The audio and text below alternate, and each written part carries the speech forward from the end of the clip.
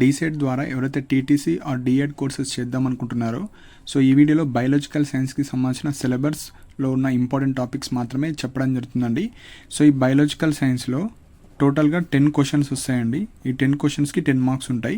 So biological science వేరు, physical science వేరు. Physical science అంటే physics, chemistry. So biological science అంటే మనకు స్కూల్లో బయాలజీ అని అంటారు కదా, సో బాటనీ, జువాలజీ కంబైన్గా కలిపి మనకు బయాలజికల్ సైన్స్ అంటారు. సో ఈ వీడియోలో మనకు 8th, 9th, 10thలోనే మనకు బయాలజికల్ సైన్స్ ఉంటుంది. సో అన్ని టాపిక్స్ నుంచి ఎక్కడి నుంచైనా మనకు క్వశ్చన్స్ అయితే అడగడం జరుగుతుంది. సో ఇప్పుడు ఇంపార్టెంట్ టాపిక్స్ మాత్రమే చెప్తాను. సో ఫస్ట్ టాపిక్ వచ్చేసి what is science. Second, cell, the basic unit of life. Third, reproduction in animal. Fourth, the world of microorganisms. Fifth, the age of adolescence.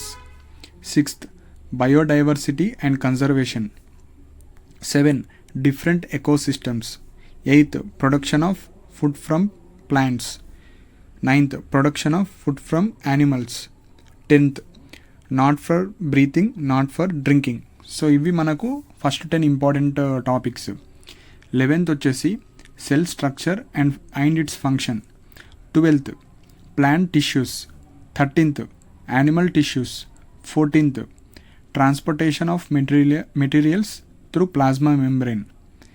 15th diversity in living organisms and it's classifications.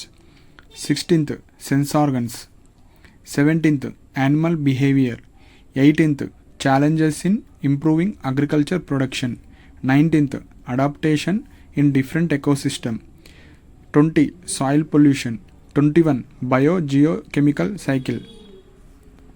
So last 10th class సిలబస్కి సంబంధించింది. 22 nutrition. 23 respiration.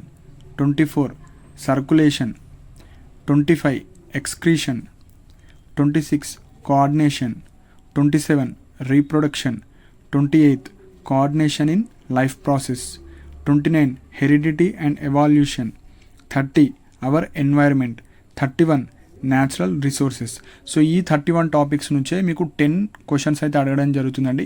So ఇదంతా కలిపి మనకు biology are biological science అంటారు. So మనకు 10 marks ఉంటుంది. So Telugu medium అయినా, English medium అయినా, ఉర్దూ మీడియం అయినా మీ మీడియంలో మీకైతే క్వశ్చన్స్ రావడం జరుగుతుంది. సో ఫిజికల్ సైన్స్ కూడా ప్రీవియస్ వీడియోస్ చేశాను, మ్యాథ్స్ చేశాను, ఇంగ్లీష్ చేశాను. సో అవి కూడా చూడండి. అందులో ఉన్న టాపిక్స్ మాత్రం మీరైతే ప్రిపేర్ అవ్వడానికి ట్రై చేయండి. సో ఇవి ఇంపార్టెంట్ పాయింట్స్ అండి. సో మీకు ఏమైనా డౌట్స్ ఉంటే మీరు కింద కమెంట్ సెక్షన్ మెన్షన్ చేయండి. అండ్ ఇలాంటి అప్డేట్స్ కోసం మన ఛానల్ని సబ్స్క్రైబ్ చేసుకోండి. And thank you for watching my video.